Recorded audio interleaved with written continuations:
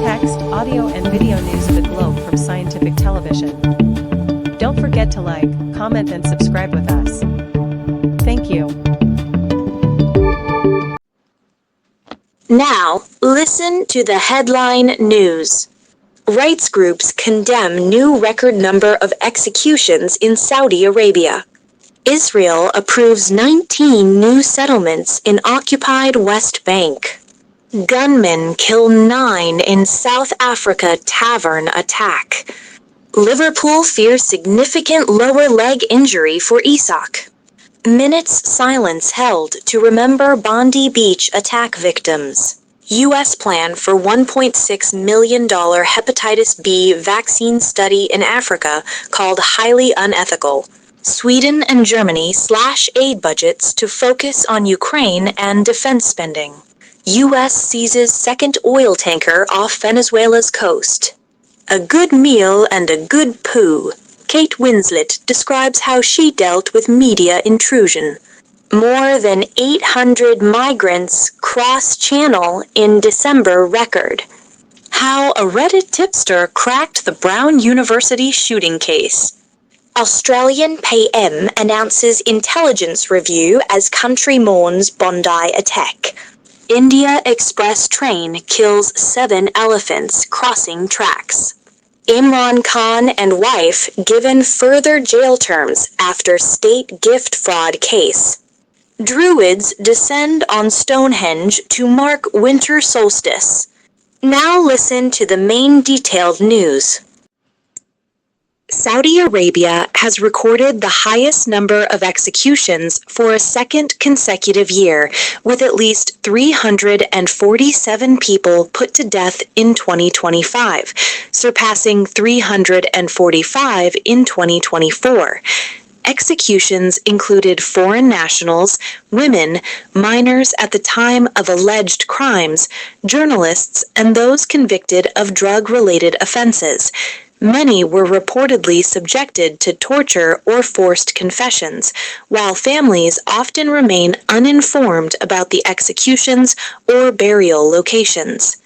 Israel's Security Cabinet has approved the recognition of 19 new settlements in the occupied West Bank, continuing its settlement expansion policy. Far-right ministers, including Bezalel Smotrich and Israel Katz, claim the move blocks the creation of a Palestinian state. These settlements, considered illegal under international law, have drawn condemnation from Saudi Arabia and the UN, which warns that relentless expansion fuels tensions, limits Palestinian land access, and threatens the viability of a sovereign Palestinian state. A deadly shooting at a tavern in Beckersdal near Johannesburg, South Africa, has left 9 people dead and 10 others injured. About 12 unidentified gunmen arrived in 2 vehicles around 0100 local time, opening fire randomly at patrons. Victims included 7 men and 2 women, as well as a taxi driver. Residents rushed injured people to clinics, while police began a manhunt. The attack highlights South Africa's ongoing violence crisis. Liverpool fears striker Alexander Isak has suffered a serious lower leg injury after being forced off in Saturday's 2-1 Premier League win over Tottenham. The 26-year-old Swede, who joined Liverpool from Newcastle in a £125 million record deal, scored the opening goal but was challenged by Mickey van de Ven and could not continue. Isak underwent MRI scans to determine the severity of the injury and expected recovery time. Mourners in Australia observed a national day of reflection for the victims of the Bondi Beach attack, which left 15 dead, including a 10-year-old girl, a rabbi, and a Holocaust survivor. The memorial featured a minute's silence, candle displays nationwide, speeches, and the lighting of a menorah. Heavy security, armed officers, and a police patrol boat ensured safety. Prime Minister Anthony Albanese faced boos from the Jewish community over perceived government inaction. the Trump administration announced funding of $1.6 million for a hepatitis B vaccination study in Guinea-Bissau, where nearly 20% of adults carry the virus. The trial will give or withhold the vaccine at birth to compare overall health outcomes. Experts have criticized the study as highly unethical, risky, and unnecessary, noting that the vaccine's safety and effectiveness are already well established and widely recommended by the World Health Organization. European nations are redirecting humanitarian aid and development budgets toward Ukraine and defense spending, raising concerns among analysts and humanitarian groups. Sweden cut 10 billion kroner, 800 million pounds, from programs in Mozambique, Zimbabwe, Liberia, Tanzania, and Bolivia, while Germany's 1.05 billion euro humanitarian budget for 2026 is less than half of last year's.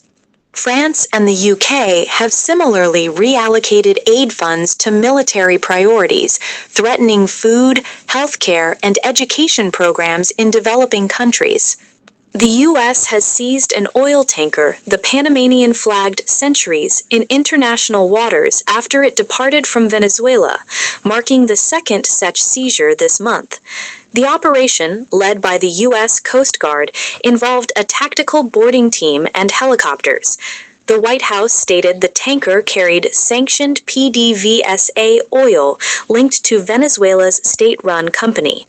Venezuela condemned the action as theft, vowing to file complaints with the UN and other international bodies.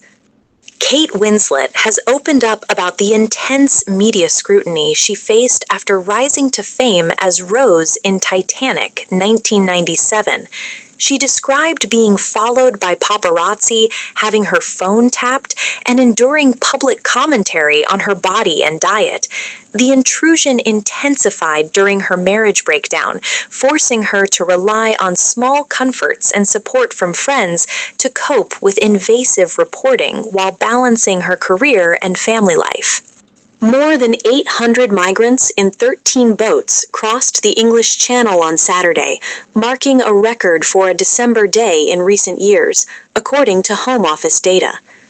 The total number of migrants arriving in the UK this year has reached 41,455, surpassing 2024's 36,816. The Border Force and RNLI brought the 803 migrants ashore at Dover, while French authorities rescued 151 people attempting the crossing and returned them to France.